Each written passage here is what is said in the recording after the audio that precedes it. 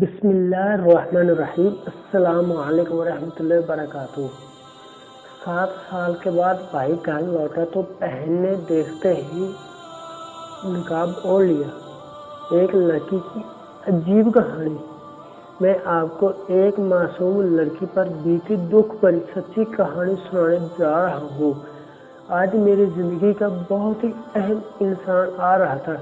वो इंसान जिसके नाम से मंसूब होकर मैं पिछले सालों 5 सालों से मुंतज़िर थी। वो इंसान जिसने ज़माने भर से टक्कर ली कर मुझे अपना बनाया था। अरफ मुझसे निकाह करने के चंद ही रोज़ बाद अपनी तालीम मुकम्मल करने की गरज से बैरून मुल्क जा बसा था।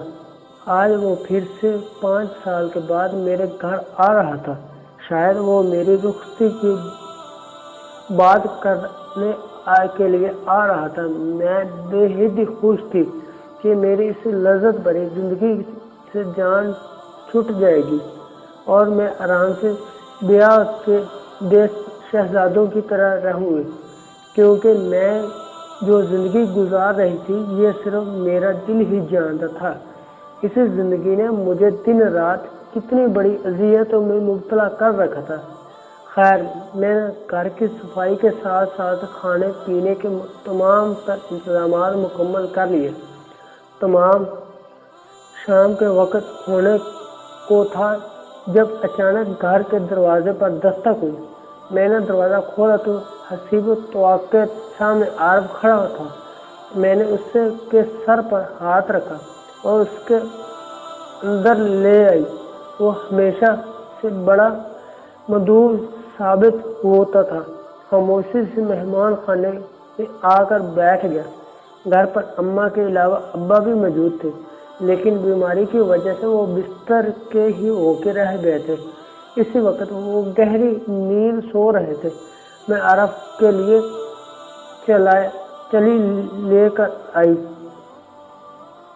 चाय लेकर आई तो हमारे दरमियान रस्मी सलाम दुआ का तबादला हुआ। उसके बाद वो चाय पीते ही मेरे जानिब बहुत ही गहरी निगाहों से देखते ही रहे, जिनके साथ मज़ीद समझ जाया करते थे। लेकिन आज उसकी आंखों में एक अजीब सा एहसास था। ना जाने वो क्या था जिसमें समझ नहीं पाई। मुझे देखते ही एकदम बोला, उनके ना सुनाए, आपकी बेटी शायद बहुत अच्छे पढ़ती है। यानी कि उसकी वालदा को कहता है। उसकी बेटी कहती है, नहीं नहीं ऐसी कोई बात नहीं। उसकी यानी कि वालदा कहती है उस लड़की की कि तुम्हारा शोहर कह रहा है कि तुम इसी को शायर सुनाओ, बात करो। अगर आपकी इजाज़त हो तो आरफ को यह बात कहने की देर थी कि एकदम चौंक सी गई, मगर मैंने जिस बात को काबू करते हुए कहा, नहीं ऐसे तो कोई बात नहीं। मैं अपनी बात मुकम्मल नहीं कर पाई थी कि अम्मा ने मेरी जानिब देखा और बोली, बेटी तुम्हारे शोहर कोई फरमाइश कर रहे हैं तो पूरी कर दो। अम्मा की बात सुनकर मेरा दिल मठे में आ गया। आरफ की नज़र में मुतवातर मेरे चेहरे पर मरकूज थे, जैसा वो मेरे चेहरे के तासरात पढ़ रहा था या कुछ खोज रहा था। मैंने निगाहों में झुका ली और शायद पढ़ने लगी। आरफ दिल ही दिल में नाचने क्या सोच रहा था, ना जाने क्या सोच रहा था, क्योंकि शायर ख़त्म हो जाने के चंद मिनट तक वो किसी गहरी सोच में मुब्तला था। अम्मा के पकड़ने पर एकदम चूक कर अम्मा की जानिब देखने लगा और साथ ही मुझे बहुत ही शाबाशी दी, दाद दी। लेकिन उसे दाद देने का अंदाज बिल्कुल ऐसा था जैसे किसी बाजारी औरत की हुस्न तारीफ की जाती हो। अब मैं रोज़ अपनी आंखों को खूबसूरत मेकअप से सजाकर सिर्फ सकाफ तले छुपाती और अपने चेहरे को भी नकाब में छुपा लेती। फिर फेसबुक पर लोगों से ऐसे बातें करती जो किसी इज्जतदार के घराने से लड़की नहीं करती। शुरू में मुझे बेहद झिझक महसूस हुई, लेकिन ऐसा ये मेरी ज़िंदगी का हिस्सा बनने लगा। फिर मैंने एक YouTube चैनल बना लिया जिस पर अपने ही लगा लिया करती थी, यानी कि वीडियोज़ अपलोड करती थी। मैं लोगों को गाने सुनाती थी, नौजवान लड़की के लिए शायर पढ़ा करती थी, नौजवान लड़कों के लिए शायर पढ़ा करती थी। हज़ारों लोग मुझे दाद देने लगे,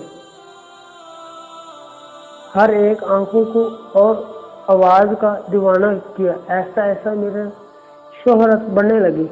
मेरे फैंस की तादाद हज़ारों से लाखों तक हो गई। इस मुकाम तक आने में कुछ खास मुख्तलिफ थी, लेकिन ये मैं भूल गई थी कि आज का हर इंसान जदीद टेक्नोलॉजी से मुतारिफ हो चुका है कि कोई अपना मुझे पहचान ना ले। कभी कभी दिल चाहता था कि ये सब छोड़ दूँ, मगर मेरे पास कोई रास्ता नहीं था। ऐसा मेरे माँ बाप का अच्छा इलाज होने लगा।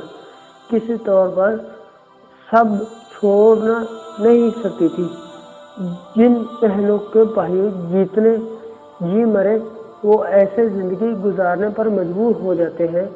दिन हफ्तों में, हफ्ते सालों में गुजर गए।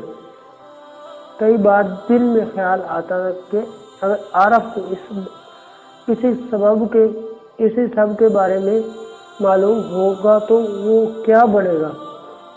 वो दिन ही आया गया कि आरफ के सामने मेरा ये राज खुल गया। मेरा जी चाहता था कि ज़मीन फूटे और मैं इसमें गर्क हो जाऊं। लेकिन हम जैसे गुनहगारों की ज़िंदगी इतनी आसान से कहाँ तमाम होते। मेरे साथ भी ऐसा ही हो रहा था। दिन आरफ के दिए हुए पैसे के साथ साथ घट गए। मैं वो रकम इस्तेमाल नहीं करना चाहती थी, लेकिन मेरे पास और कोई चारा नहीं था। ऐसा वो ख़त्म हो गई। मुझे फिर से उसी कैमरा और बिल्कुल सहारा लेना पड़ा। मैं रोज़ खुद को मिलामत करती, लेकिन फिर मैं मजबूर होकर वही गुनाह कर बैठती। मैं नहीं जानती थी कि मेरा ये गुनाह मेरा गले का तोक बन जाएगा। एक रोज़ मुझे घर का सामान लेने बाहर जाना पड़ा। मेरी चादर सूखने के लिए डाली हुई थी। तुम्हारे चेहरे से कोई गर्ज नहीं है, ये सब कहती हुई वो मेरी आंखों पर टार्च पर लगाई। मुझे घूरा रहा था कि वो बिल्कुल पागल लग रहा था। मेरे अब्बा का इंतकाल हो गया था। अम्मा भागती हुई मेरे पास आई और मुझे बुरी तरह पीटने लगी। कहा चली गई थी तो तेरे बाप तेरी याद में मौत के मुंह में चला गया। अम्मा की हालत देखकर मुझे खुद पर गुस्सा आने लगा। थोड़ी देर में मोहल्ले वाले भी जमा हो गए।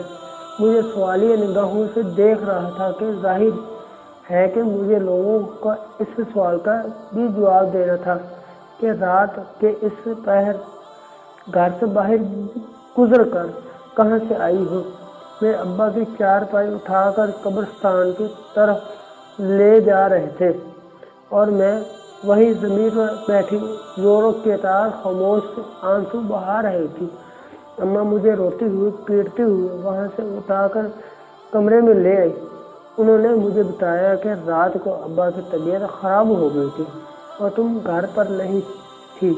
खांसते खांसते उनकी जान निकल गई। यह कहकर अम्मा फिर से रोने लगे। तो कहाँ चली गई थी? अम्मा ने मुझे अपने सीने से लगा लिया।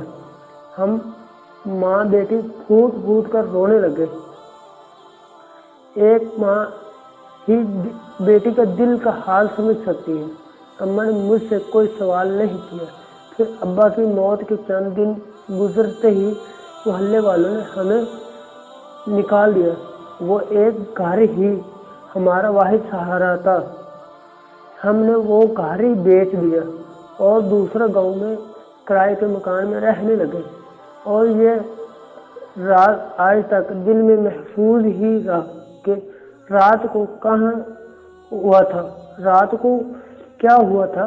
मेरे भाई को मैंने दोबारा कभी नहीं देखा। मैं हर वक्त अपने अल्लाह से माफ़ी मांगती हूँ कि मेरे गुनाहों को माफ़ कर दे। मैंने नई मोहल्ले में अपनी जान पहचान बना ली।